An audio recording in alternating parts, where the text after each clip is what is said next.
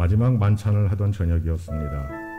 예수님께서는 자신의 하나님께로부터 왔다가 하나님께로 돌아가실 것을 아시고 자리에서 일어나셨습니다. 대야에 물을 부어 제자들의 발을 씻기신 후 말씀하셨습니다. 종이 자기 주인보다 크지 못하고 보냄을 받은 자가 그를 보낸 자보다 크지 못한 법이니라.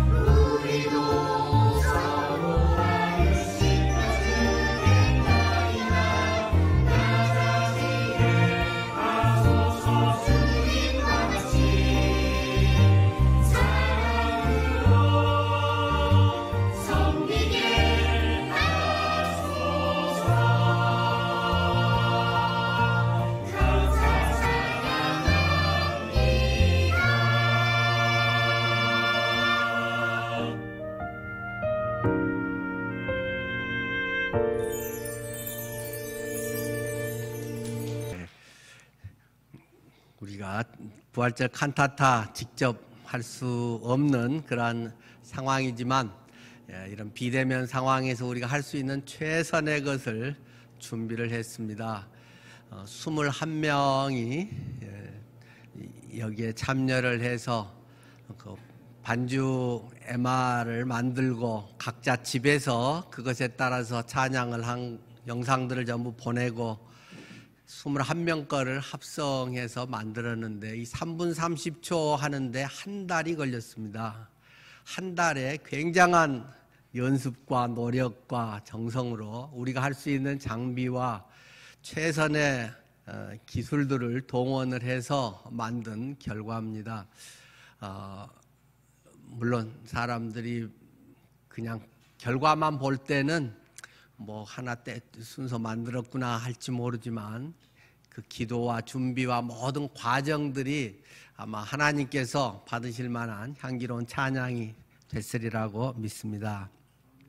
고린도전서 15장 17절 본문입니다. 오늘 제 부활의 설교 제목은 구원의 완성인 부활, 구원의 완성인 부활 하는 제목으로 고린도전서 15장 17절 말씀을 중심으로 하겠습니다. 각 가정에 계신 분들도 성경 펴서 또 메모지 준비해서 적어가면서 오늘 말씀에 적극적인 자세로 함께 해주시고, 부활의 기쁨을 모두가 한자리에서 하지는 못하지만 동일한 마음과 하나님을 향한 사랑으로 함께 하실 줄 믿습니다. 그리스도께서 다시 살아나신 일이 없으면 너희의 믿음도 헛되고 너희가 여전히 죄 가운데 있을 것이요. 부활은 기쁨입니다. 부활의 기쁨, 그 의미를 오늘은 두 가지만 말씀을 드리겠습니다. 첫 번째로, 부활은 구원의 완성을 증명하기 때문에 기쁨이 됩니다. 구원의 완성. 십자가로 예수님이 우리의 모든 죄를 다 담당하셨습니다. 그리고 우리의 죄의 형벌의 문제를 확실하게 해결하셨습니다. 그래서 부활로 이제 거듭난 새 생명을 가진 새 사람으로서 우리가 살아갈 수 있게 해주셨습니다. 오늘 본문인 고린도전서 15장, 이 부활장의 16절부터 다시 한번 17절 말씀을 제가 읽겠습니다. 만일 죽은 자가 다시 살아나는 일이 없으면 그리스도도 다시 살아나신 일이 없었을 터이요. 그리스도께서 다시 살아나신 일이 없으면 너희의 믿음도 헛되고 너희가 여전히 죄 가운데 있을 것이요. 중요한 핵심은 다시 살아나셨다, 부활하셨답니다. 부활이 없다면 너희가 믿고 모든 너희들의 이러한 일들은 다 헛된 것이다. 또 너희는 부활이 없다면 여전히 죄 가운데 있는 죄인이다. 부활이 없는 것은 우리의 문제를 전혀 해결할 수 없다라는 것을 사도 바울은 강조하고 있습니다. 부활은 구원의 완성입니다. 부활 없는 구원이라고 하는 것은 있을 수 없습니다. 부활 없는 십자가는 예수님의 십자가가 아닙니다. 십자가는 예수님의 십자가만이 아니라 다른 십자가도 많습니다. 지난 주일 주보 사면에도 예수님 그 당시에나 로마 시대에 십자가형을 받았던 사람이 한 50명이 넘는다라는 기사, 그 글을 여러분들에게 지난주에 실려 소개를 했습니다. 여러 죄인들이 아주 극악한 사람들을 처형하는 것이 십자가였고, 강도 죄인들의 십자가는 수십 개 많다는 것입니다. 다수결로 한다면 그들의 십자가 수가 훨씬 많았습니다. 십자가의 수가 중요한 것이 아니라는 것입니다. 또 멋있는 나무로 만든 십자가, 그런 것이 중요한 것이 아니라는 것입니다. 또 그 위에서 고상하게 죽는, 참 멋있는 말하고 멋있게 죽는, 그것이 중요한 게 아니라는 것입니다. 강도들도 예수님 못지않게 극심한 고통을 받고 죽었을 것입니다. 그러나 그들은 그것이 끝이었습니다. 오히려 죄인들은 자기 십자가를 지고 자기가 가진 고통을 당하고 죽었지만 자기 죄의 문제조차도 다 해결하지 못하는 영원한 멸망의 지옥행이 그들에게는 그 이후에 남아 있었습니다. 하나님의 아들이신 예수님은 생명이라고 했습니다. 영생이라고 말씀을 했습니다. 그러므로 영원한 생명의 부활로 연결되지 않는 십자가는 가짜 십자가, 가짜 구원의 십자가라는 것입니다. 부활이 없는 십자가, 우리가 복음을 전하고 십자가를 이야기할 때 부활이 전제되고 부활이 빠진 십자가는 강도의 십자가나 만약 거기서 끝장이라면 아무 차이가 없는 것입니다. 예수님의 십자가, 유일한 인류 역사 전무후무한 유일한 예수님의 십자가는 부활이 있기 때문에 그 십자가가 의미가 있고 진짜고 하나님의 하신 일이라는 것을 증명해주는 유일한 것은 부활이라는 한 가지에 의해서라는 것입니다. 하나님께서 예비하신 십자가, 하나님의 섭리로 마련하신 십자가, 자신은 전혀 죄가 없으셔서 형벌받을 필요가 전혀 없으셨던 예수님, 그러나 다른 사람의 죄를 대신 지시고 그 모든 인간의 문제를 해결하실 수 있는 그 십자가만이 가치가 있는 십자가라는 것을 말씀하고 있습니다. 고린도전서 15장 3절과 4절은 우리에게 또 이렇게 확실하게 이야기합니다. 아까 교동문에 있는 내용이기도 하죠. 내가 받은 것을 먼저 너희에게 전하였노니 이는 성경대로 그리스도께서 우리 죄를 위하여 죽으시고 장사 지냄 받으셨다가 성경대로 사흘 만에 다시 살아나사 부활이 보장된 십자가만이 하나님이 예정하신 것이요 하나님이 우리를 구원하시기 위한 하나님의 진짜 십자가라는 것입니다. 계속 이 구절에서 강조하고 있는 핵심이 성경대로 성경에 과거에 기록했던 선지자들의 기록했던 그대로 이루어진 것이 하나님의 섭리에 하나님이 우리를 구원하기 위해 계획하시고 이루신 것이다. 어쩌다 보니까 인간이 불쌍해서 아이고 쟤들 위해서 내가 죽어줘야지, 죄를 감당해야지. 예수님의 십자가는 그렇게 된 것이 아니라는 것입니다. 하나님이 창세전부터 우리 인간의 죄의 그 고통 아픔 이후에 하나님께서 예비하시고 구약성경에 계속 우리 인간을 위한 하나님의 구속 섭리의 계획을 말씀하시고 때가 참에 하나님께서 예수 그리스도를 보내셔서 우리의 죄를 담당하게 하심으로 인간을 구원하셨다라는 것이 그 모든 것이 딱 떨어져 맞아야 100개 중에 하나라도 틀림없이 100% 맞아야 하나님이 예비하신 성경대로의 십자가라는 말입니다. 부활은 그 구원의 완성을 증명하는 것입니다. 부활이 소홀히 되는 구원이라고 하는 것은 가짜입니다. 부활이 확실해지지 않은 십자가라고 하는 것은 가짜입니다. 성경에서 부활이라고 하는 것은 구원의 완성이다. 완성되지 않고 그냥 하나님인지도 모르고 그분이 그것을 했는지도 모르고 부활만이 그것을 확증해 주는 것이기 때문에 부활은 너무나도 중요하고 모든 종교에 이 부활이 있는 것은 오직 하나님이 말씀하신 기독교의 이 복음 안에밖에 없다는 것입니다. 그렇기 때문에 우리는 다른 어떤 것보다도 인간적으로는 다 포용하고 그들도 좋습니다. 우리가 선하게 바로 삽시다. 천국에 가서 행복하게 삽시다 하고 싶지만 부활이 없기 때문에 하나님은 생명이라고 하는 영생이라고 하는 사실이 증명될 수 없고 영생이 아닌 짝퉁이기 때문에 오직 예수 그리스도의 부활만을 그리고 예수님만을 믿어야 구원받는다라는 것을 우리는 선포하게 되는 것입니다. 두 번째로 부활의 기쁨. 그것은 부활은 하나님은 죽음을 이기시는 전능하신 분이라는 사실이 이것을 증명하고 있기 때문입니다. 죽음을 이기신 전능하신 하나님이 증명되는 것, 그것은 부활이라는 방법 한 가지밖에는 없다라는 것입니다. 죽음은 무엇입니까? 죽음은 인간이 도저히 해결할 수 없는 문제입니다. 도저히 뛰어넘을 수 없고 주저앉을 수밖에 없는 인간의 최후의 벽, 최고의 벽, 인간의 모든 총알로, 모든 의학기술로, 모든 과학으로도 조금 수명을 늘릴 수 있고 방법을 조금 바꿀 수 있고 삶의 질을 조금 낮게 할 수는 있지만 인간의 죽음 문제를 궁극적으로 해결할 수 있는 것은 없다는 것입니다. 그것이 피조물의 한계라는 것입니다. 죽음은 인간의 힘으로 어찌할 수 없는 절망을 우리에게 보여주는 것입니다. 죽음은 또 인간의 모든 존재를 사라져버리게 하는 가장 큰 허무입니다.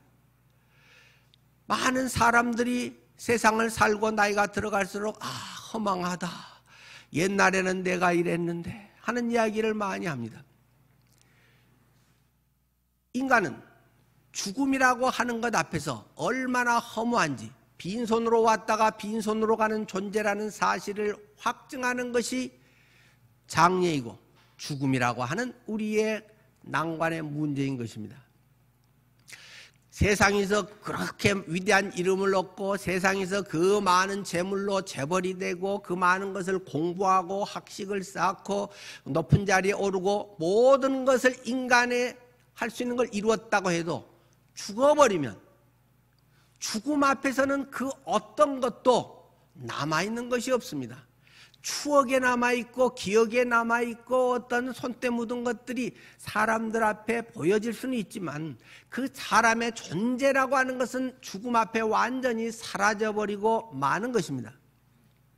세월이 지나면 많은 유명한 것들도 다 순간에 그런 기억조차도 사라져버리는 것이 인간의 100년, 1000년, 만년의 삶 속에서 남은 것은 없는 허망한 것이 인생이다. 아, 인생이 허무하다라는 이야기를 할 수밖에 없는 것입니다. 또 죽음이라고 하는 것은 인간의 모든 관계를 끊어버리는 큰 슬픔입니다. 인간의 슬픔을 이야기할 때 1부터 10까지 보통 나누는 그런 것들 있죠. 가장 최고의 인간의 슬픔은 죽음입니다. 사랑하는 배우자의 죽음, 사랑하는 부모의 죽음, 아니 내 자식이 때로는 아파서 내 자식이 불의의 사고로 뜻밖의 이 세상을 떠나고 다시는 이 자식을 볼 수 없는 부모의 가슴에 묻는 이 슬픔의 고통은 세상의 그 어떤 것으로도 대체할 수 없는 슬픔인 것입니다. 죽음은 인간에게 이러한 절망을 남겨주고 인간에게 이러한 큰 허물을 남겨주고 가장 큰 이러한 슬픔을 남겨주는 것입니다. 그러나 예수님께서 부활을 통해서 우리에게 보여주심으로 자신이 하나님이시라는 것, 하나님의 아들 하나님이시라는 사실을 증명하신 것입니다. 부활은 하나님이 우리의 종교적 숭배 대상, 예수님이 기독교의 창시자라는 이러한 개념이 아니라 살아계신 하나님이라는 사실을 우리에게 입증하고 오늘 우리의 삶에서 그것을 역동적으로 나타내 주시는 것입니다. 이 부활하신 예수 그리스도, 그분이 그 하나님이 오늘 내 안에 쏙 들어와 계신다는 사실입니다. 성경은 계속 강조해서 고상한 한자말로 하나님이 우리 안에 내주하십니다. 안내 살주 안에 살아 계십니다. 안에 계십니다. 내재하십니다. 뭐 여러 가지로 우리에게 뭐 표현을 하는데 간단하게 하나님이 지금 내 속에 들어와 계신다. 나와 함께 하신다. 우리가 부부가 결혼하면 하나가 되지 않습니까? 한 몸이 되지 않습니까? 그러나 우리는 유기적인 이러한 부분에서 물질적인 존재들이어서 늘 함께 붙어 있지도 못하고 붙어 있다 해도 온전히 하나 될 수는 없습니다. 그러나 마치 물방울이 두 개의 물방울이 딱 합쳐지면 한 방울이 돼서 뗄 수 없듯이 내 속에 내 영에 하나님의 영이신 그분 살아계신 성령께서 내 안에 들어오심으로 말미암아 나와 완전히 하나가 돼서 예수 죽음 나의 죽음, 예수 부활 나의 부활이 되어버렸습니다. 그렇기 때문에 그것은 결코 뗄 수 없다. 로마서 8장에서 우리에게 강조하듯이 누가 우리를 하나님의 사랑에서 끊을 수 있겠는가? 환난이나 뭐 적신 헐벗음이나 뭐 어떤 누가 박해를 하고 뭐 어쩌고 저쩌고 아무리 인간의 뭐 이래서 안 되고 저래서 못하고 모든 인간의 조건과 핑계거리는 우리가 하나님에게서 떨어질 수 있는 이유 될 수 없다라는 것을 강력하게 선언하고 있습니다. 주님과 나는 하나가 되어버렸다. 임마누엘이라고 고상한 히브리어로 성경은 우리에게 또 확인해주고 있습니다. 마태복음 28장 마지막 절, 예수님께서 그 승천하시기 직전에 우리에게 하신 것이 볼지어다 내가 세상 끝날까지 너희와 항상 함께 있으리라. 그런데 뭐가 문제인가? 내가 참으로 부활을 믿는가? 부활이 나의 안에 역사하고 있는가? 주님이 정말 내 안에 쏙 들어와 계신가? 주님이 나의 주인인가? 이것이 분명하면 인간이기 때문에 순간적인 두려움, 순간적으로 상처받고 순간적으로 아픔이 있을 수 있지만 지속될 수 없다. 진정 부활이 내 속에 역사한다면, 부활의 주님이 있고 그분이 나와 함께하고 전능하심을 내가 확신한다면, 내가 지금 어떤 기가 막힐 상황에 있더라도 그분은 이 모든 것을 아시고 죽음도 뛰어넘으시는, 인간의 모든 한계치를 뛰어넘는 그분이 나를 참으로 사랑하시고 나와 함께 동행하신다는 것을 확신하면 어떤 것도 염려와 불안과 죽음과 미움 속에 우리를 계속 묶어둘 수 없다. 성경은 수없이 우리에게 강조하고 있는 것입니다. 이 전지전능하신 주님이, 그 지존께서 나의 주인이 되어주셨다라는 것이 구원이라는 것입니다. 예수를 주로 영접하는 것, 예수님이 나의 주인이라는 것을 고백하는 것, 그분께서 다시 살아나셨다는 사실, 그것을 믿는 자가 구원을 받으리라고 성경은 강조하였습니다. 나를 사랑하셔서 내가 때로 연약하고 넘어지고 무기력할 때에도 강담두놀 임마누엘, 강하고 담대하라, 두려워하지 말며 놀라지 말라. 내가 어디로 가든지 내가 항상 너와 함께 있으라는 주님의 임마누엘의 약속이 오늘 동일하게 나의 현실의 삶에서 경험되게 하신다는 말씀입니다. 우리의 신앙은 궁극적으로 부활의 신앙입니다. 부활의 신앙이어야 합니다. 십자가인 죽음과 형벌의 터널을 지나서 빛이신 예수님과 완전히 하나가 되어 빛의 세계, 부활의 세계를 사는 것을 예수 믿는다, 예수 믿는 신앙이라고 우리는 말하고 있는 것입니다. 그렇기 때문에 우리의 신앙은 언제나 부활의 신앙이다.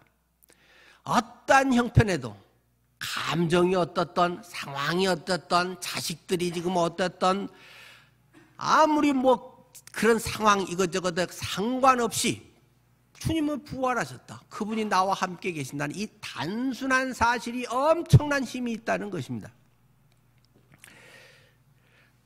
부활의 신앙이 우리의 연약함과 무기력과 죽음에 주저앉게 하지 않고 새 생명, 하나님의 자녀로서 자녀답게 살게 하는 능력의 원천이 된다는 것입니다.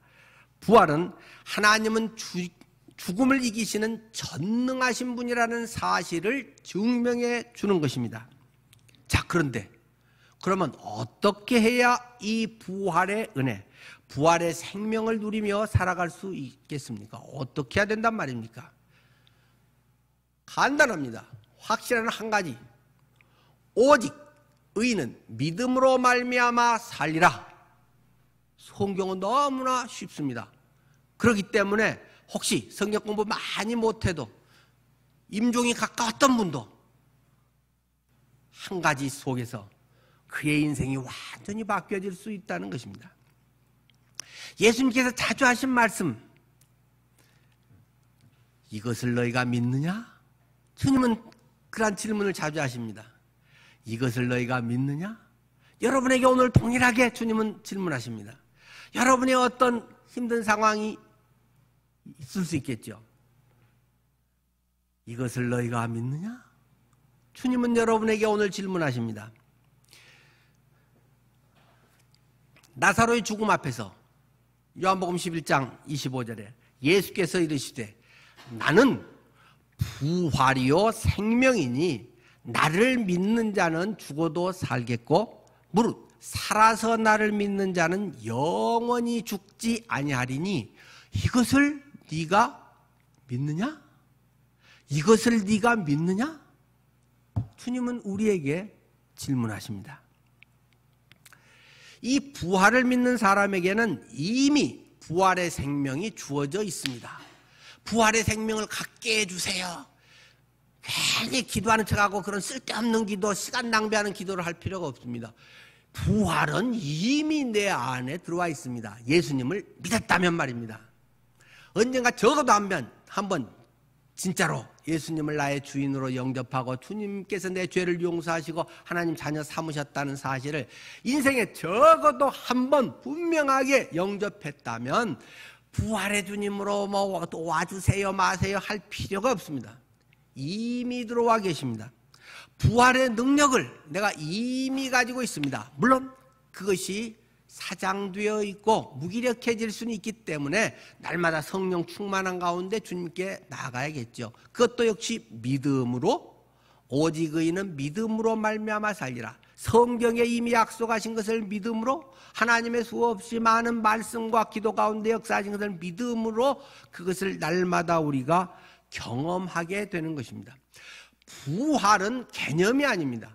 부활은 나중에 우리가 죽었다가 살아난데, 죽어도 나중에 천국 간데, 그것은 분명한 사실이지만 그것만으로 우리가 이 세상에서 어떻게 승리하고 하나님을 경험하고 살겠습니까? 부활은 우리가 이 세상에서 경험하며 살도록 주어진 것입니다. 부활은 오늘 2021년 4월 4일 오늘 현재를 살아가고 있는 내가 그 상황이 어떤 상황임에도 상관없이 모든 것에 불구하고 그 사실이 나의 현재성으로 하나님을 경험하게 하는 것입니다. 예수 믿는 것은 하나님을 경험하는 것입니다. 교리를 단지 받아들여서 주님이 우리 위해서 하셨대, 주님 뭐 이렇게 해서 배주신대, 죽으면 천국 간대, 그것은 놀라운 큰 은혜이지만 그렇게 하고 무기력하게 살면 뭐 하겠습니까? 우리 집에 금송아지가 10마리가 있어. 근데 점심도 먹을 것도 없어가지고 야, 나 밥 한 끼만 사줘라 뭐 이렇게 구차하게 만약에 산다면 집에 금송아지가 실제 10마리가 있고 없고 그게 무슨 상관이 있겠습니까? 내 통장에 지금 100억이 들어와 있는데 내가 현재에서는 돈 때문에 짤짤짤 매고 돈 많으면 막 눈이 뻘개져가지고 뭐 내가 10만 원이라도 막 그거 손해보면 막 미워하고 잠 못 자고, 그게 무슨 내 통장에 100억이 있는가하고 무슨 상관이 있단 말입니까? 찾아서 내 통장을 쓰는 사람이 100억을 가진 사람다운 것입니다. 예수 안에 모든 보화가 있다. 우리가 이 보배를 질그릇에 가졌으니 이는 심히 큰 능력은 하나님께 있고 우리에게 있지 아니함을 알게 하라.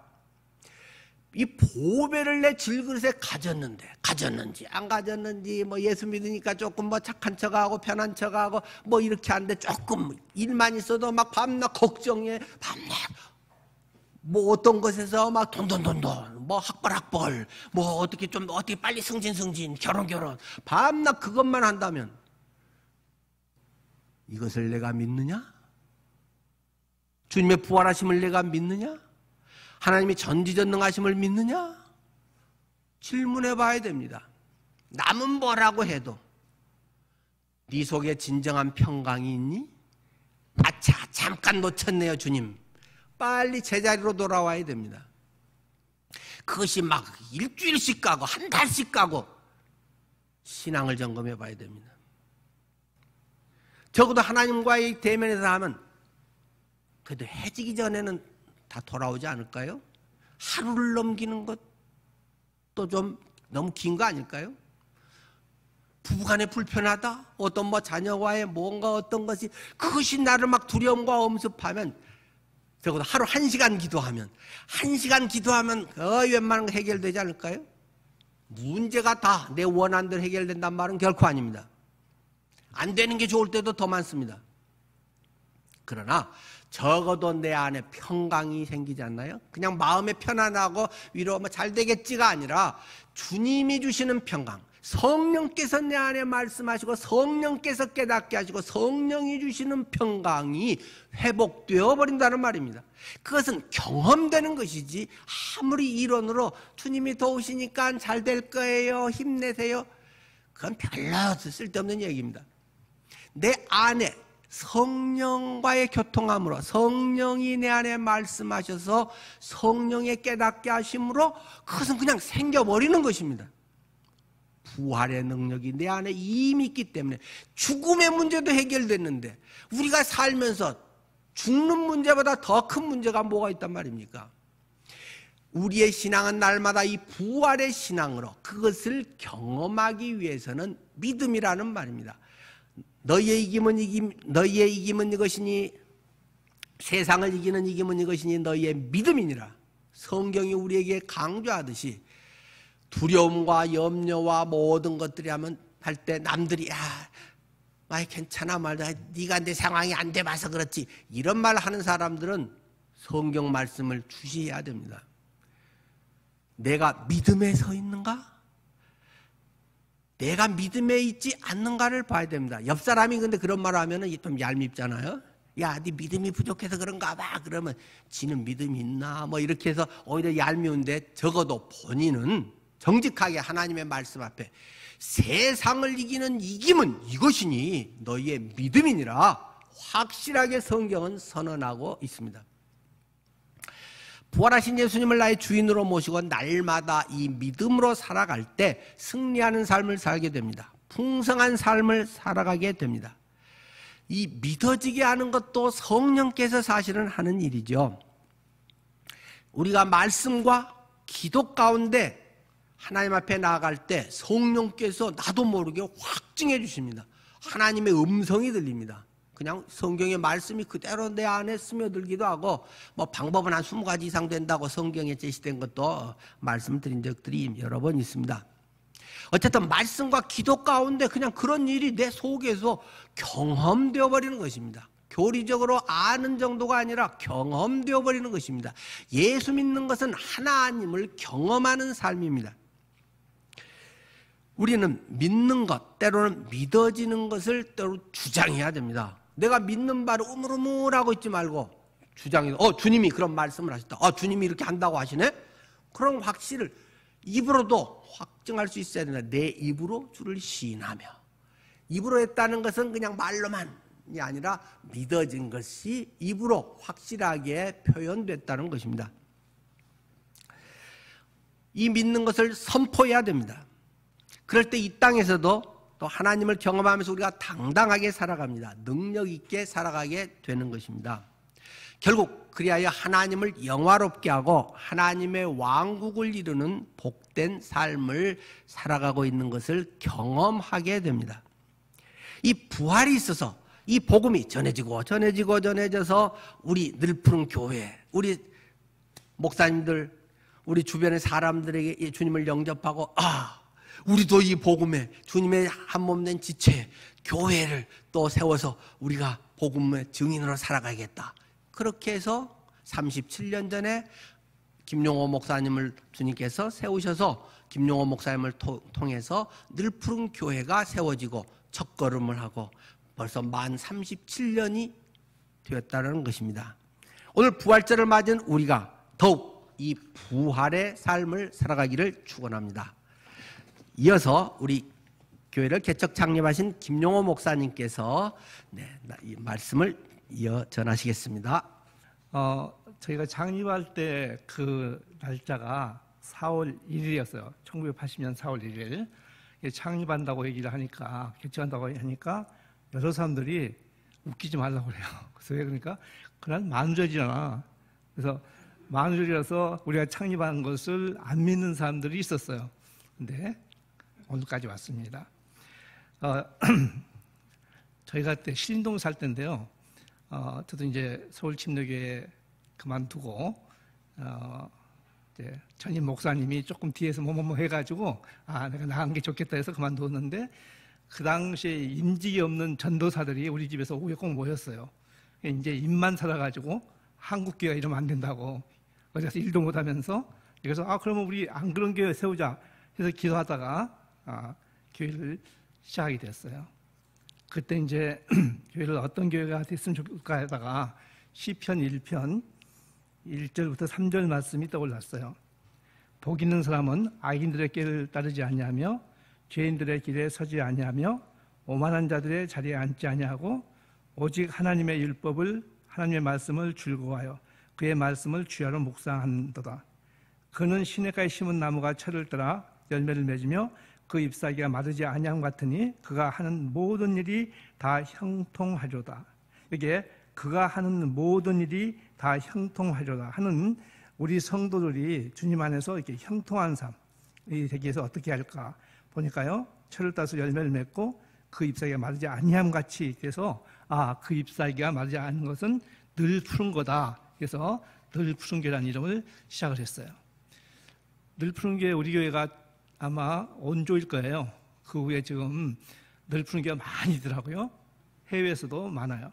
또 해외에서도 에버그린 처치라 해가지고 늘 푸른 교회 이름을 표기한 것도 많이 있고 그렇게 되어 있습니다. 그래서 이와 같이 오늘날 오게 됐는데 하나님께서 우리 성도들에게 하는 모든 일이 다 잘 되기를 주님의 이름으로 축원합니다. 미국의 볼티모어의 한 대학교에서 한 교수가 빈민가 아이들 200명을 대상으로 다양한 조사를 했어요. 교수의 지시에 따라서 아이들 연구한 평가한 그 연구원들이 그 평가 보고서를 냈는데 뭐라고 돼 있냐면 이 아이들이 성공할 희망은 전혀 없다. 단 한 명도 예외가 될 수가 없다. 이렇게 보고를 했어요. 그 일이 있은 지 25년 후에 다른 대학교 교수가 그 보고서를 보게 돼갖고 정말 이 아이들이 암울한 인생을 살고 있는가를 조사하기 시작했어요. 그래서 그 당시 200명인데 다 연락을 했는데 20명이 연락이 안 돼갖고 180명을 대상으로 조사를 했는데 놀랍게도 그 아이들 모두가 다 중산층 이상의 삶을 살게 됐어요. 이 교수가 깜짝 놀라가지고 어떻게 해서 이렇게 됐는가라고 그 180명을 대상으로 해서 물어보니까 한결같이 한 대답이 있었어요. 한 여자 선생님 덕분에 나쁜 길에 빠지지 않고 여기까지 왔습니다. 한 여자 선생님 덕분에 나쁜 길에 빠지지 않았습니다. 라고 대답을 했어요. 그래서 그 교수는 수소문 끝에 그 여자분을 만났어요. 어떻게 이미 실패한 것이나 다름없는 아이들한테 이게 변화시킬 수 있는 것이 어떤 교육법을 가지고 했길래 이게 가능했습니까? 이게 물어봤어요. 그러니까 그 선생님 대답이 저는 최신 교육법이나 아니면 논문 같은 거 잘 몰라요. 학설을 잘 몰라요. 중요한 말입니다. 누구에게나 우리 가정에도 필요해요. 하지만 아이들을 변화시킨 건 아주 쉬운 일이었어요. 어렵지 않대요. 그건 바로 그 아이들 다 모두 사랑했거든요. 그랬어요. 바로 사랑의 힘이 이렇게 지식보다 노력보다 놀랍다는 거죠. 우리 주님께서 우리를 대신해서 죄를 대신해서 십자가에 돌아가셨어요. 그건 사랑이었어요. 그래서 우리는 그 주님의 사랑을 믿어서 변화돼서 지금 주님 안에 살고 있어요. 이 마틴 루터나 칼빈이 가장 존경하는 신학자 중에서 클레브로 버나드라는 분이 계세요. 그분은 이제 별명이 사랑의 성직자, 경건한 사람으로 이렇게 알려져 있는데 그분이 사랑의 4가지 단계에 대해서 얘기했어요. 첫 번째는 자기 자신만을 사랑하는 단계, 이기적인 사랑이죠. 두 번째는 자신을 위해서 하나님을 사랑하는 단계, 이것은 기복적인 사랑인데, 세 번째는 하나님을 위해서 하나님을 사랑하는 단계. 우리 많은 크리스천들이 이 영역에 속할 수가 있어요. 이 단계, 하나님을 위해서 하나님을 사랑하는 단계인데 이건 아쉬운 사랑이래요. 그런가 하면 네 번째, 하나님을 위해서 자신을 사랑하는 단계. 이것이 성숙한 사랑, 온전한 사랑이라는 거예요. 그러니까 내가 주님 안에서 내 잔이 넘치는 삶의 단계를 얘기하게 되겠죠. 그러면 과연 우리는 지금 그와 같이 넘치는 삶을 살고 있는가 한번 생각해 봐야 되겠어요. 우리 주님께서 우리 죄를 대신해서 십자가에서 죽기까지 하셨는데 그 영원한 놀라운 사랑을 주신 목적이 무엇일까를 한번 생각해 보세요. 쉬워요. 첫 번째는 요한복음 3장 16절 말씀을 많이 읽고 있는데 거기 답이 있어요. 하나님이 세상을 이처럼 사랑하사 있는데 이걸 이렇게 바꾸면 돼요. 하나님이 우리를 지극히 사랑하사 독생자 예수님을 주셨으니 이는 저를 믿는 자마다 멸망치 않고 영생을 얻게 하려 하십니다. 그랬어요. 이 하나님의 사랑의 첫 번째 목적은 우리에게 멸망치 않고 영생을 얻게 하는 거고, 두 번째는 요한복음 10장 10절에 나와 있어요. 우리 주님께서 이 땅에 오신 것은 우리에게 생명, 구원을 주고 주님 안에서 하나님의 자녀로서 더 풍성히 살게 하기 위해서 오셨다고 되어 있어요. 또 세 번째는 시편 1편 3절대로 하는 일이 다 잘되고 복되게 하기 위해서 오셨다고 되어 있어요. 그렇다면 우리는 지금 얼만큼 복 있는 사람인가? 과연 내가 지금 내 자신의 삶에 대해서 만족한 마음으로 살고 있는가? 한번 점검해 볼 필요가 있어요. 저는 이제 시편 23편을 암송하고 있는데 요 몇 달 전에 암송을 하다가 그러니까 암송한 것을 잠을 잘 때 누웠을 때 꼭 저는 시편 23편을 이렇게 되새겨요. 여호와는 나의 목자시를 하나님 아버지는 나의 목자시니에서 하는데 2절에 보면 그가 나를 푸른 초장에 누이시고 쉴 만한 물가로 인도하신다는 말씀이 있어요. 그 말씀에 하는 생각이 들었어요. 주님은 푸른 초장 쉴 만한 물가 그 좋은 곳에 나를 데리고 가서 그게 자리를 잡게 하셨어요. 그런데 내가 푸른 초장에 누워만 있고 쉴 만한 물가에 앉아만 있다면 이게 복을 캘 수 있을까? 하나님이 만들어준 그 복의 터전에서 내가 움직이는 것이 필요하다 그랬어요. 여러분 혹시 불면증이 있으시면 시편 23편을 암송하고 주무시기 전에 한번 그걸 묵상해 보세요. 반복해서. 저는 시편 23편을 이렇게 묵상하다가 4절에 보면 사망의 음침한 골짜기를 다닐지라도 해 밟지 않을 것을 할 때 스르르 잠이 들더라고요. 통계적으로 보면 되게 4절에서 그냥 꼬까락 잘 때가 있어요.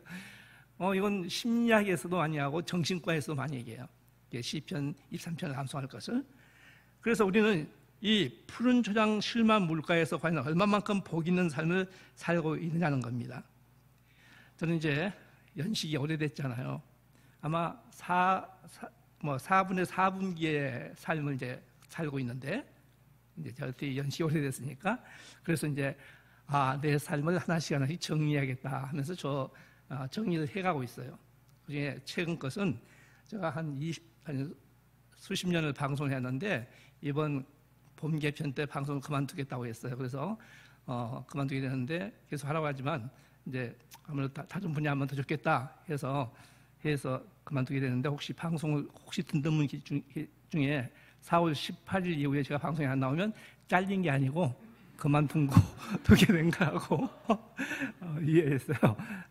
계속하기 원했지만 지금 오늘 또 목소리 잘 안 나오잖아요. 이상하게 나이가 들어서 그런지 목소리 잘 안 나오고 힘들더라고요. 그래서 그런데 이제 올해에서 새로운 분이 하시면 좋을 것 같아서 이렇게 했는데 아무튼 이렇게 정리를 해 나가면서 그러니까 정리한다고 해서 지난 날을 돌이켜 보면서 시편 1편 3절대로 주님이 주신 풍성한 삶을 사는 것 하는 모든 일이 다 형통하기 위해서 무엇이 중요할까를 한번 생각해 봤어요. 4가지로 정리를 해봤어요.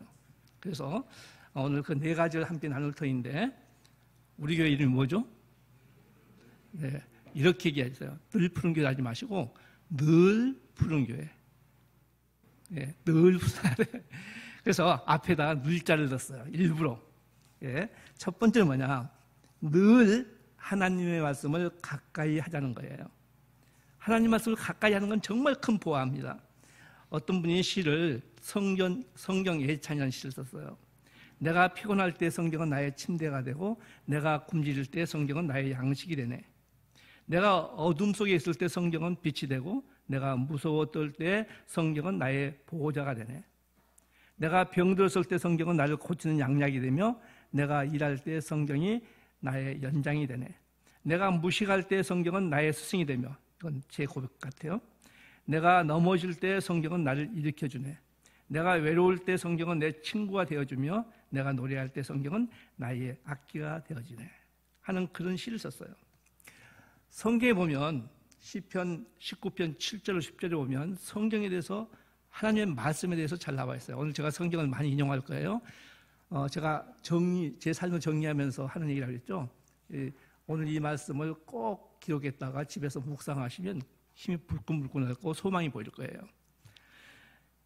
시편 19편 7절 10절 보시면 하나님의 말씀은 완전하여 영혼을 소생시키시고 하나님의 증거는 확실하여 우둔한 자를 지혜롭게 하며 하나님의 교훈은 정직하여 마음을 기쁘게 하고 하나님의 계명은 순결하여 눈을 밝게 하시도다.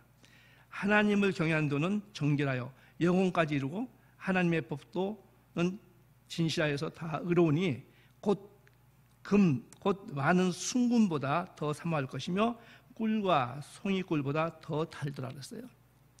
여기 보면 많은 순금보다 세상의 그 어떤 것보다도 더 사모하라는 거죠.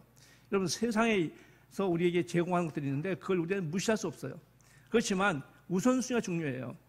그 세상이 제공한 것 밑에 말씀 있는 게 아니라 말씀 밑에 세상이 제공한 것을 갖고 하는 그 우선순위가 분명하면 우리는 주님 안에서 영육간에 많은 것을 누리고 살 수가 있습니다.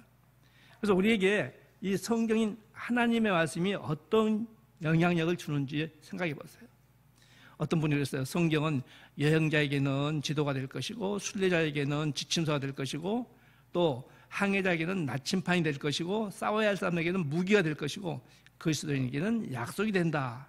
이렇게 얘기를 했는데 성경은 이 하나님 말씀은 우리의 삶을 위로해주고 힘주고 훈계하고 교훈한다는 거죠. 성경에 보면 우리의 가장 중요한 것이 믿음과 소망과 사랑이라고 되어 있어요. 믿음은 그리스도 안에서 모든 것을 보게 해줘요. 영육간에 모든 걸 보게 해줘요. 소망은 그리스도로부터 모든 것을 기대하게 해줘요. 주님이 도와주실 것을 믿고. 그런가 하면 사랑은 그리스도를 위해서 모든 것을 포기하게 만들고 그 포기가 우리에게 풍요로운 삶을 준다는 것을 믿어야 돼요. 그래서 믿음, 소망, 사랑의 영양분은 곧 하나님의 말씀이 되겠습니다. 우리의 삶 가운데서 이 말씀이 내 발의 등이 되고 내 길에 빛이 되는 게 필요합니다.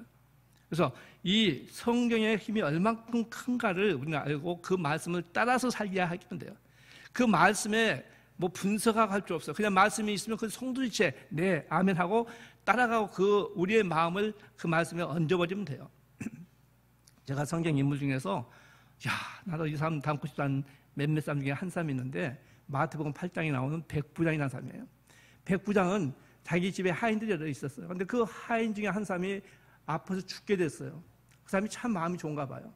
뭐 약을 써도 의사를 만나도 안 되니까 그때 소문이 예수님께서 모든 병을 고친단 말을 듣고 예수님께 갔어요. 꽤 긴 거리인데 그 사람 직접 갔어요. 누구 시키지 않고 오면서 예수님, 저희 하인이 죽게 됐습니다.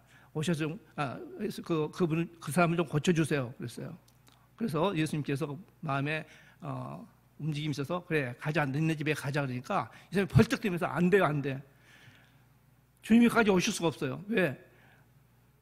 그 귀한 분이 어떻게 오십니까? 저도 제 밑에 부하가 있는데요. 제가 부하한테 너 이렇게 해 하면 그렇게 하더군요. 주님께서 이 자리에서 제 하인이 낫게 해주시는 마음에서 나라고 말씀만 해주시면 그러면 돼요.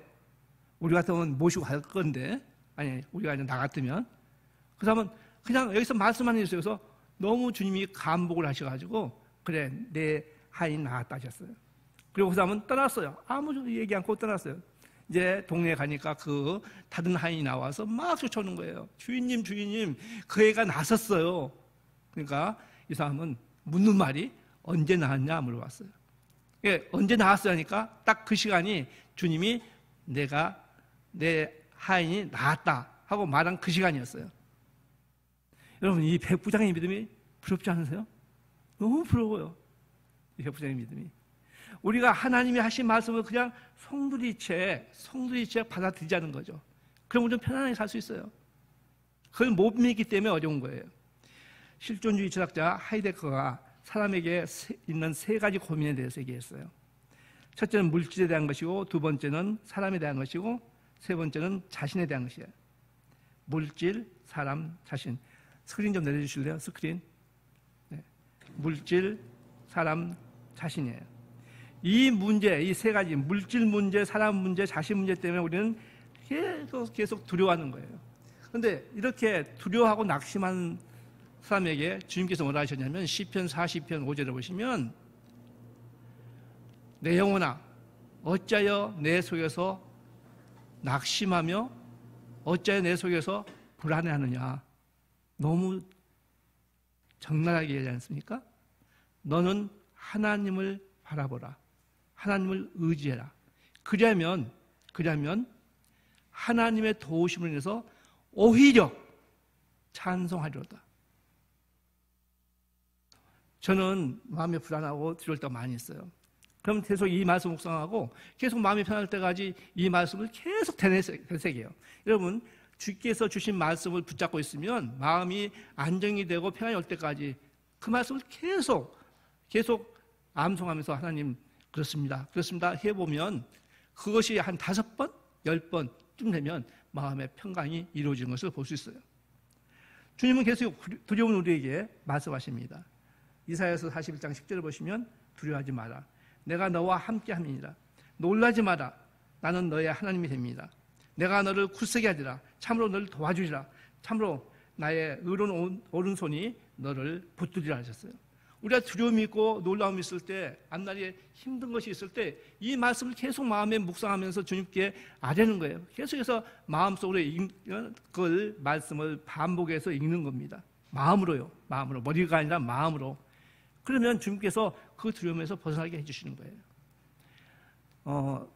미국에 있는 어떤 목사님이, 교포 목사님이 어렸을 때 무슨 트라우마가 있었는지 상어를 보면 그게 놀라요.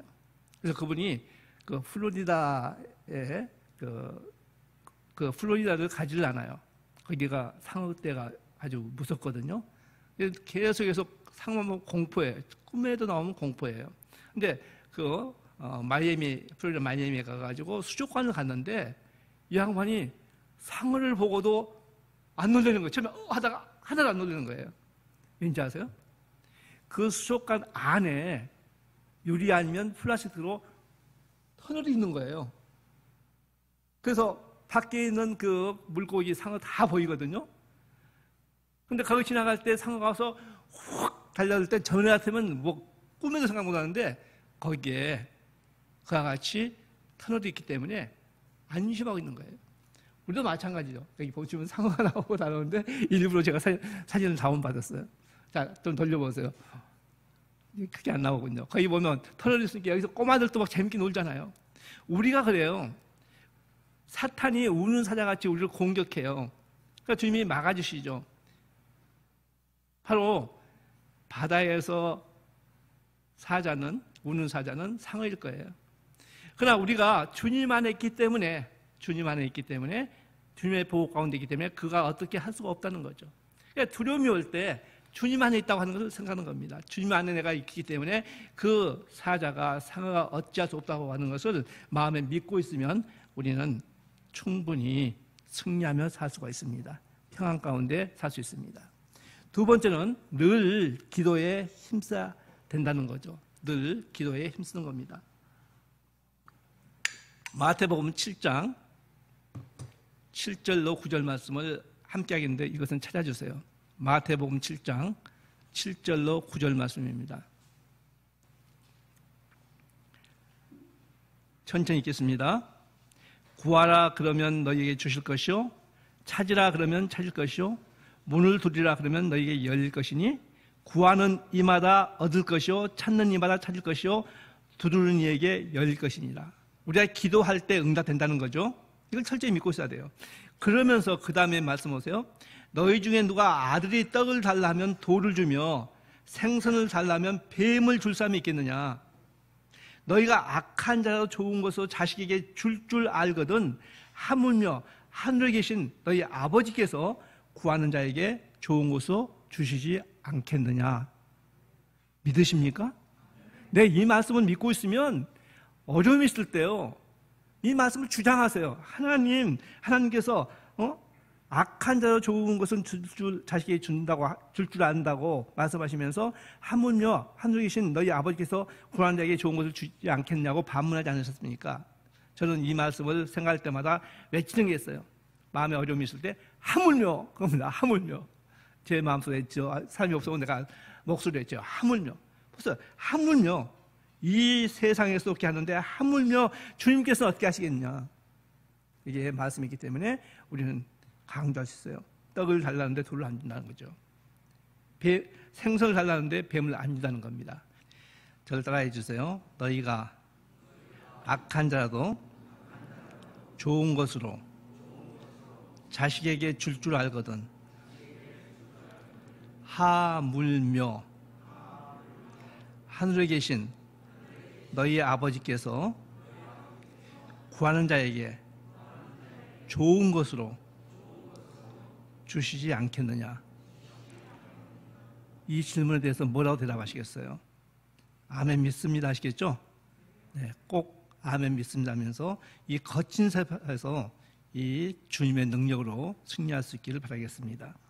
시편 91편 15절을 보시면 저가 내게 간구하리니 내가 응답하리라. 저희 환난 때에 내가 저와 함께하여 저를 건지고 영화롭게 하려 했어요. 에레미야서 29장 11절부터 13절을 보시면 나 여호와가 말하노라 너희를 향한 나의 생각은 내가 하나니 재앙이 아니라 곧 평안이요 너희 장래에 소망을 주려 하는 것이라 그랬어요.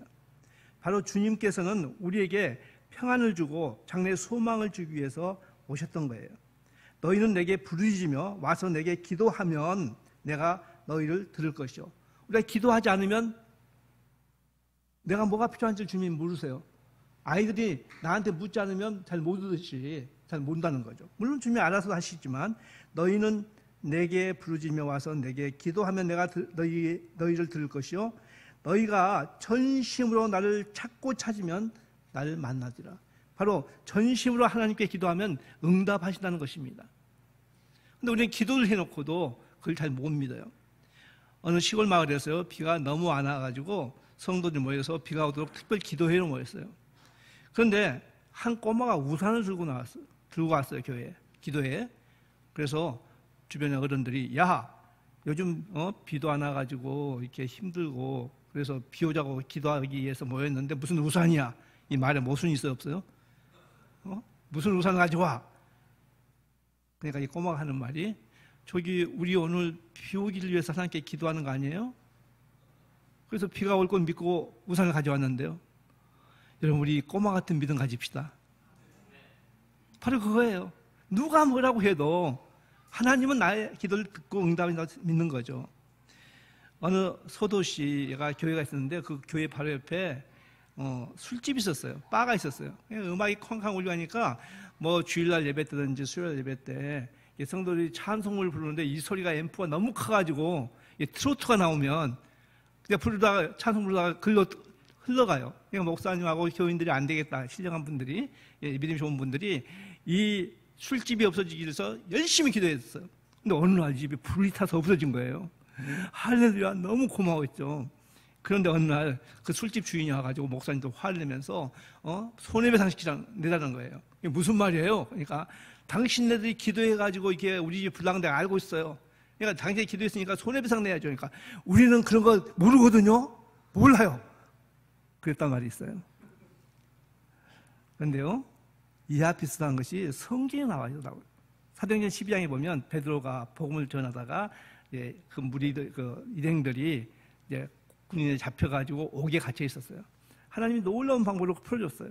근데 그 시간에 마가의 어머니 집에서요, 마가의 어머니 맞아야 되는데 그 집에서 베드로가 풀려나기를 위해서 합심해서 성도들이 기도하고 있었어요. 그런데 이제 풀려난 베드로가 그 집에 가서 문을 두들겼어요. 그때 그 중에 노대라고 하는 여종이 계집종이 와가지고 베드로를 보더만 놀래가지고 깜짝 놀라서 지금 감옥에 있을 사람이 왔으니까 깜짝 놀래가지고 막 쫓아가지고 주인한테 얘기해요. 베드로가 살았어요. 베드로가 살았어요. 베드로 왔어요 하니까 이들이 지금 뭐 하고 있습니까? 베드로가 석방되기를 위해서 기도하고 있는데 그 말을 듣고 하는 말이 할렐루야 한 게 아니고 너 미쳤구나. 이게 사도행전 12장에 나와 있어요. 그러니까 시간 되면 쫙 읽어드렸는데 한 장 A4 용지 한 장 꽉 들더라고요. 제 자신을 발견해요. 주님께 그걸 구하고 있으면서 주님이 정작 주려고 할 때 또 주실 때 우리는 의아해 한다는 거죠. 이미 주신 것에 대해서도 잊어버려요. 제가 성경을 읽다 보니까 구약 성경에 그 이스라엘 백성들이 자주 그 주변 국가들과 싸워서 괴로움을 당해요. 그때 이제 이 이스라엘 백성들이 항상 하나님께 찬송하다가 세상에 갔다가 혼나면 다시 회개하고 중에 돌아오고 이게 사이클이 계속 가거든요. 이게 어려움만 당해요. 또 기도해요. 하나님 절 도와주세요. 그랬더니 하나님 뭐라 하는지 아세요? 너희가 애굽에 있을 때를 생각해라. 너희가 애굽에서 종살이 할 때를 생각해라. 저는 그 말씀을 읽은 다음부터 제가 기도할 때마다 저를 구원해 주신 하나님에 대해서 감사해요. 주님은 우리를 구원해 주신 하나님을 잊어버리고 살기 때문에 우리에게 어려움을 줘가지고 깨우치게 한다는 거죠.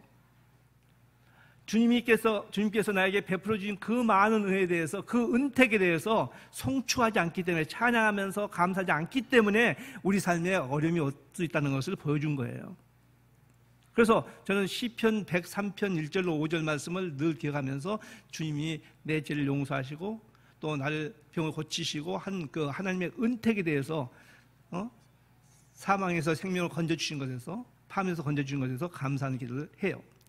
그러니까 우리가 기도할 때마다 주님이 나를 구원해 주신 것을 꼭 필수적으로 기도하는 게 필요할 것 같고, 또 나에게 베푸신 사랑에 대해서 얘기하는 게 필요하다고 생각돼요. 야고보서 1장 6절 8절 보시면 오직 믿음으로 구하고 조금도 의심하지 말라. 의심한 자는 마치 바람에 밀려 요동하는 바다 물개 같으니 이런 사람은 무엇이든지 주께 얻기를 생각하지 마라.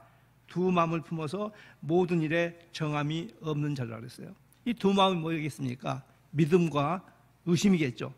이 두 마음 갖고는 안 된다는 거예요. 어떤 분이 이런 시를 썼어요. 의심은 길을 막고 있는 방해물을 보지만은 믿음은 장애물 뒤에 있는 옥토를 봅니다. 의심은 한 걸음 앞에 뭐가 있을지 두려워하지만 믿음은 낭떠러지에서 떨어져도 높이 날아오릅니다. 의심은 항상 누가 믿지?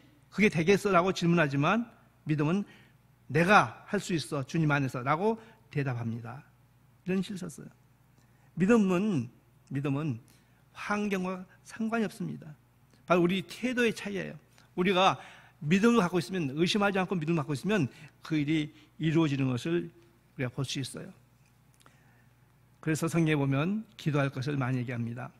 시편 56편 11절 내가 하나님을 의지하였은즉 두려워하지 아니하리니 사람이 내게 어찌하리까. 사람이 두려우면 이 말씀을 기억하는 거죠. 시편 115편 11절 하나님을 경외한 자들아 너희는 하나님을 의지하여라.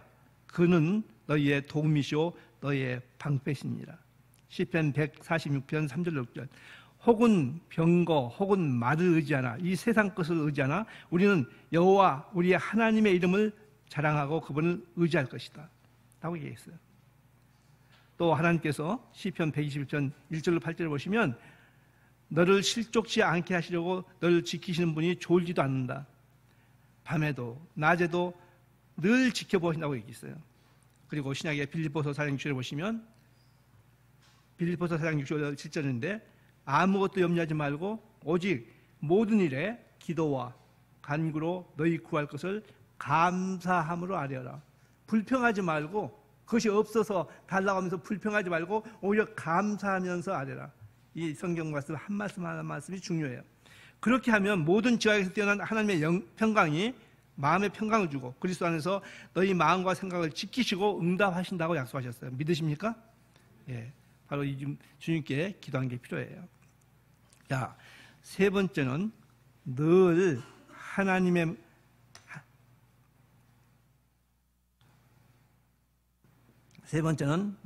하나님 아버지를 전폭적으로 믿고 의지해야 합니다. 전폭적으로 믿고 의지해야 돼요. 시편 46편 1절로 3절을 보시면 하나님은 우리의 피난처시오 힘이시니 환난 중에 어려움 중에 만날 큰 도움이시라. 그러므로 땅이 변하든지 산이 흔들려 바닷 가운데 빠지든지 코로나 바이러스가 우리를 위협할지라도 바닷물이 흉흉하고 뛰놀든지 그것이 넘침으로 산이 요동할지라도 우리는 두려워하지 아니하리로다. 시편 18편 1절 3절 보시면요. 우리가 아니라 나예요. 나의 힘이 되신 여호와여 내가 주를 사랑하나이다. 하나님은 나의 반석이시오 나의 요새시오 나를 건지신 자시오 나의 하나님이시오 나의 피할 바위시오 나의 방패시오 나의 구원의 뿌리시오 나의 산성이시로다. 내가 찬송받으실 하나님께 아뢰리니 내 온수들에게서 구원을 얻을 것이다. 이사야서 4장에 보시면 내가 물 속을 가더라도 불 가운데 갈지라도 지켜주다 말씀하셨어요. 저는 이제 핸드폰에 이 말씀들 지금 여러분에게 말씀드린 이 말씀들을 갖고 다니면서 운동한다고 걸을 때마다 이걸 보면서 암송을 해요. 이게 나이가 오래되다 보니까 잘 금방금방 잊어버리더라고요. 근데 이 말씀을 보고 암송할 때마다 그렇게 힘이 나요. 바로 특히 시편 18편 1절 3절 보면 모든 것이 다 완벽하게 돼 있어요. 그래서 우리는 어찌되든 간에 주님을 전폭적으로 의지하는 게 필요합니다. 네, 시간이 좀 지났는데 5분 내에 끝낼게요.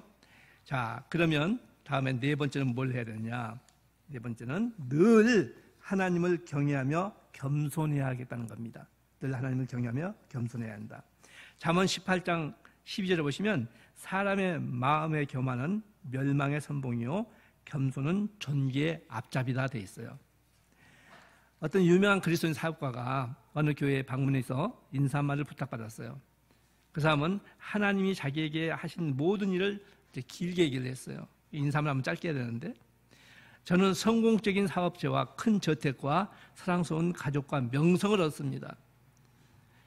그러니까 여기에 보면 물질도 있고 명성도 있고 또 건강도 있죠. 저는 원하는 일은 뭐든 할 수 있고 기독교 사업에 많은 헌금을 할 수 있을 만큼 충분한 돈이 있습니다. 저는 건강하고 셀 수 없을 정도로 많은 행운을 누리고 있습니다.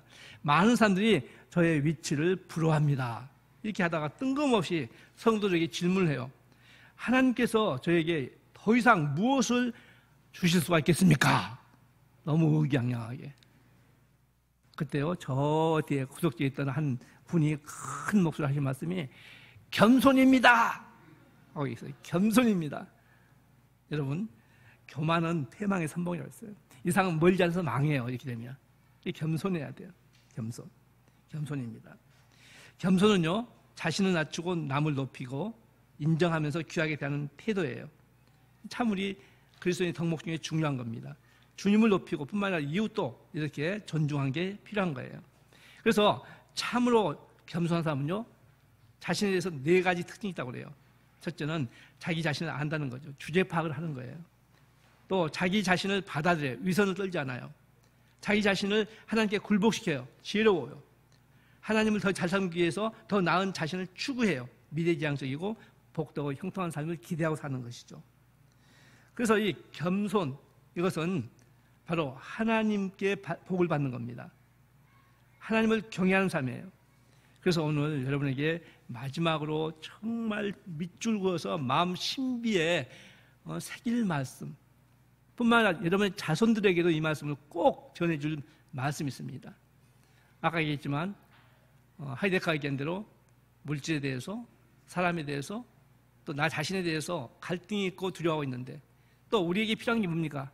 여러분, 충분한 물질이 있으면 어때요? 괜찮죠? 그런데 거기에 뭐 남한테 이렇게 깔고 뭉개는 것이 있으면 안 좋잖아요. 또 그러면 충분한 명예가 있으면 좋죠. 그런데 이 다 있는데 건강이 안 좋으면 어때요? 보세요. 건강 안 좋으신 분들, 재벌들 안 좋잖아요. 근데 거기에 건강이 있어요. 이 3대 요소가 있으면, 여러분이 3대 요소를 가지고 있으면 행복할까요? 행복하지 않을까요? 솔직하게. 별로 관심이 없으신가 봐. 나만 관심이 많은가 봐. 저는 관심이 많아요. 물질도 제가 장난감을 살 만큼 여기가 있으면 좋겠고, 용산에서. 예. 그리고 또 남한테 무시 안 당하면 좋겠고, 또 건강하면 좋겠고. 근데 이것을 주님께서 나에게 준다고 약속하셨다는 거죠. 이것을 받고 살자는 거예요. 제가 말씀드렸지만 잠언 2 곱하기 2는 몇이죠? 잠언 2 곱하기 2는 오늘 반응이 좀 싸하는데, 오늘 조금 늘 푸른 교회 이렇게 오면 즉각 반응인데, 개나리 얘기에도 별로 싸했고, 그리고 일부 때는 그래도 싸한 느낌 아니었는데, 그래서 일부는 내가 개나리 가져왔으면 했지만 2부 때는 좀 격을 높여서 한 다발 가져와서 얘기했는데도 전혀 다발에 대한 반응이 없네요. 이게 중요한 말씀이에요. 잠언 22장 4절. 여러분, 제가 할 때마다 얘기하죠. 2 곱하기 2는 4. 외우기 얼마나 좋아요. 그리고 한숨에 외울 수 있어요. 여러분 꼭 이 말씀을 오늘 외우고 가세요. 그리고 아이들한테도 이 말씀을 외우게 하세요. 돈을 줘서라도 외우게 하세요. 다 같이 잠언 22장 4절 함께 하겠습니다. 시작. 겸손과 여호와를 경외함의 보상은 첫째, 재물, 둘째, 영광, 셋째, 생명이니라. 여러분, 하나님이 복이 이렇게, 하나님께서 세상에서 내가 노력해서 아니라 하나님께서 이렇게 나에게 재물과 영광과 생명을 준다면 이것은 얼마만큼 우리에게 굳건한 것이 되겠습니까? 우리가 이것을 위해서 지금 세상살이를 하고 있는 거 아니겠어요? 그래서 이걸 가지고, 이것을 주님이 주시면 이걸 가지고 주님을 위해서, 주님의 이름을 위해서, 주의 사역을 위해서 쓰려고 하지 않겠어요? 여러분, 오늘 여러분에게 드리는 말씀을 잊지 마십시오. 성경 구절을요. 이 말씀을 여러분의 약속의 말씀을 붙잡고 자주 암송하면 참 좋겠습니다. 그러나 그 중에 제일 끝에 가장 쉽지만 가장 좋은 거 잠언 22장 4절 말씀을 마르고 닳도록 암송하시고 마음에 신비에 새겨가지고 항상 그 말씀을 꺼내서 소망을 가지고 저기 기도해서 정말 하는 모든 일이 다 잘되고 복된 형통한 그런 우리 늘 푸른 교회 성도가 되기를 주의 이름으로 축원합니다. 기도하겠습니다.